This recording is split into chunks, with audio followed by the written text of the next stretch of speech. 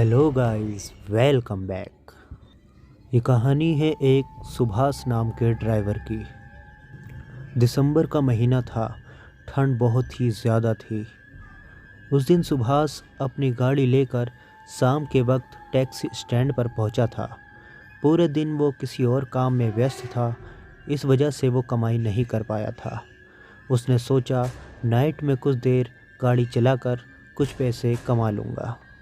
इसलिए सुभाष अपनी टैक्सी लेकर शाम के वक्त टैक्सी स्टैंड पर पहुंचा। वहां उसे कुछ सवारी मिली, जिनको छोड़ने के बाद वो रात में 10 बजे वापस स्टैंड पर पहुंच गया। स्टैंड पर बहुत ज़्यादा ठंड होने के कारण सिर्फ 2 ही टैक्सी वहां पहले से मौजूद थी और तीसरी टैक्सी सुभाष की थी। देखते ही देखते रात के 11 बज गए और वो दोनों भी टैक्सी ड्राइवर अपनी टैक्सी लेकर स्टैंड से चले गए। सुभाष अब वहाँ पर अकेला ही था। अब सवारी मिलने की कोई भी उम्मीद नहीं थी। दूर दूर तक सिर्फ अंधेरा था और हल्का हल्का कोहरा छा चुका था। ठंड बहुत ज़्यादा थी, इस वजह से सवारी दूर दूर तक नज़र नहीं आ रही थी। लेकिन सुभाष किसी आस में वहाँ टैक्सी लेकर खड़ा हुआ था कि शायद कोई तो आ जाए। अब रात के 12 बज गए।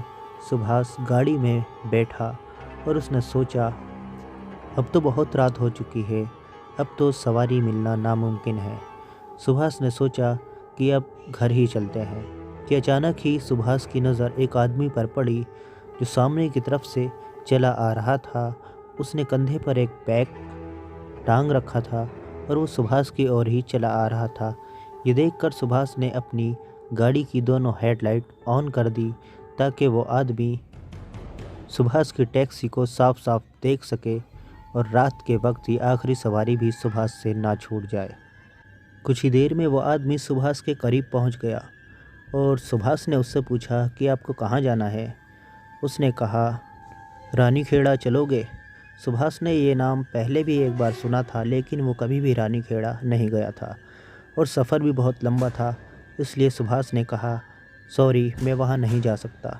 उस आदमी ने कहा अगर तुम्हें रास्ता नहीं पता तो मैं बता दूँगा, मैं पूरा रास्ता बहुत अच्छी तरीके से जानता हूँ और अगर तुम्हें एक्स्ट्रा पैसे चाहिए तो मैं वो भी देने को तैयार हूँ, क्योंकि इतनी रात में मुझे कोई और साधन इतनी दूर जाने का नहीं मिलेगा। उसकी ये बातें सुनने के बाद सुभाष भी तैयार हो गया और उसने सोचा कि क्यों ना एक्स्ट्रा पैसे ही कमा लिए जाएं।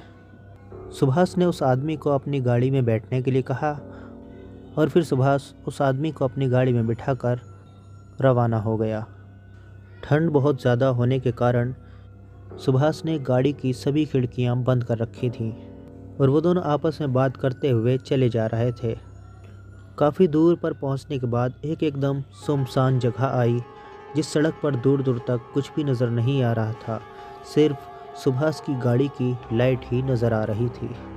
अचानक ही सुभाष ने देखा कि गाड़ी के सामने एक छोटी सी लड़की खड़ी हुई है।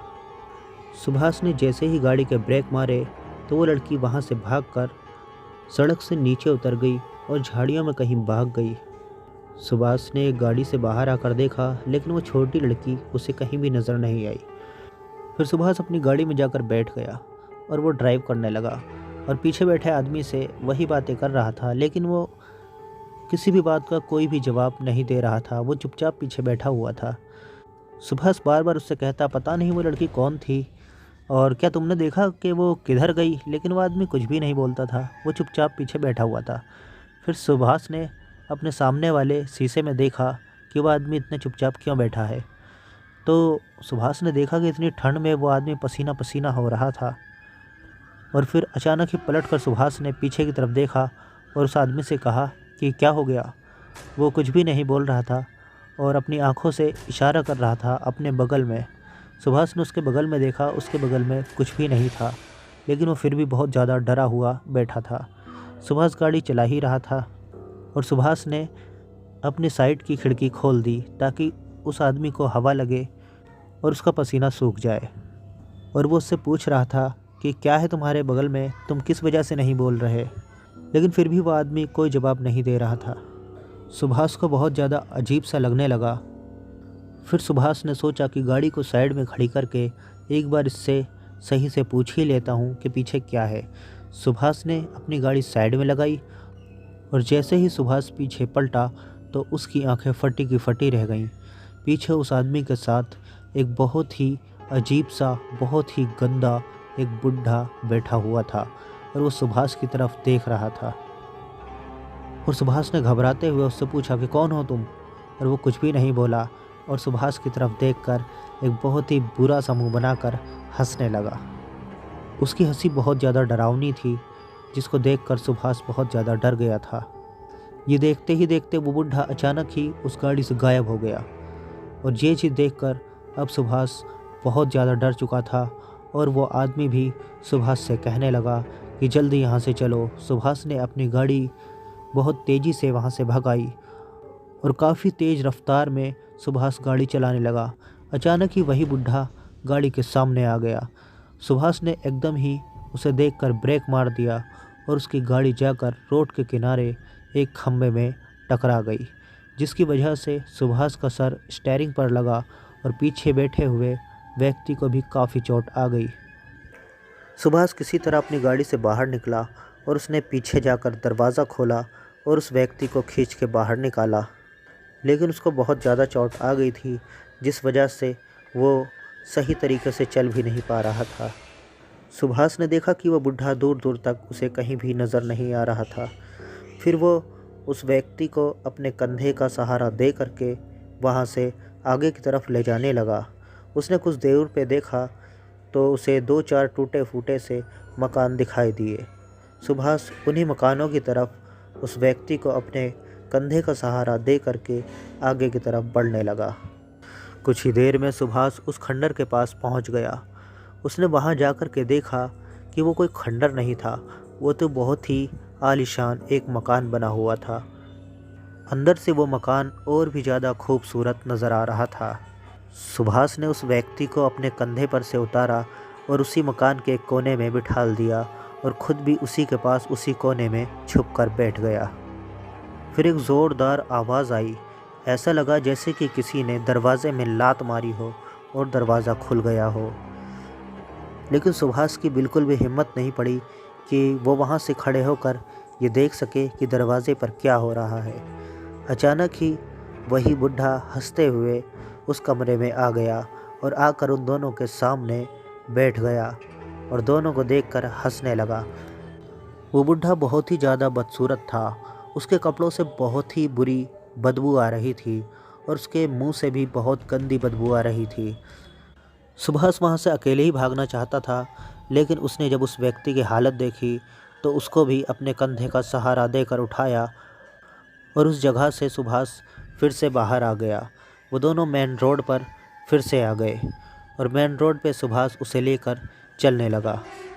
सुभाष बहुत ज़ोर ज़ोर से चिल्लाने लगा, बचाओ, हेल्प मी।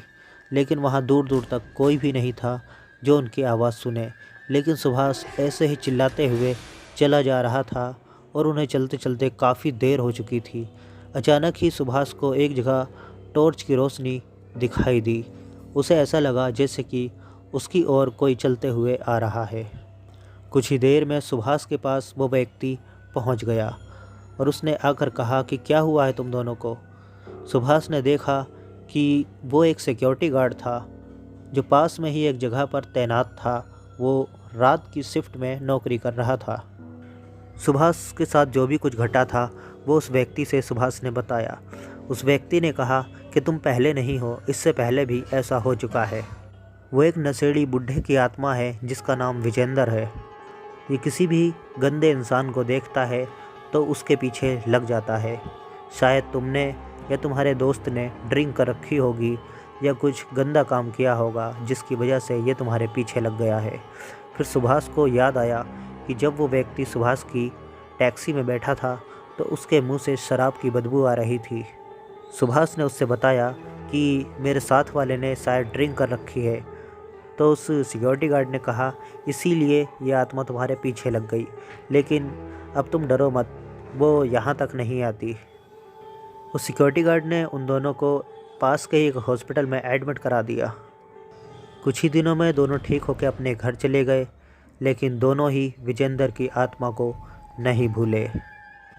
वो गंदी सी शक्ल हमेशा उनके ख्वाबों में आ जाती थी और कहानी यहीं समाप्त हो जाती है। Thanks for watching. Bye bye.